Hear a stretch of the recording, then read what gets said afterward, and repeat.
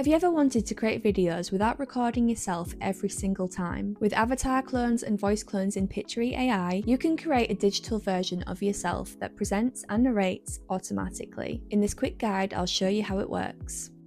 First, head over to the Avatars menu inside Pictory and click Create New. To create your avatar clone, you'll need to upload or record at least 2 minutes of high-quality training footage.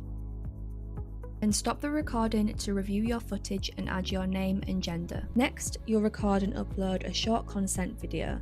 This is required to verify authenticity and securely create your clone. Once submitted, Pictory processes your footage and automatically creates both your avatar clone and your voice clone. After processing is complete, your avatar will appear in the Avatars menu, and your voice will be available in the Audio menu. If you only want a voice clone, you can create one separately by going to the Audio section, clicking Create New, and uploading a clean voice sample. Now, let's use your avatar in a video. Open any project, go to the Avatars tab, select your clone, and add it directly into your scene. You can resize it, reposition it, or even show and hide it scene by scene. What's really powerful is that avatar clones work with all major Pictory workflows, including text to video, PPT to video, URL to video, and audio to video projects. This makes it easy to scale training videos, marketing content, internal communications, and more without constantly re-recording yourself.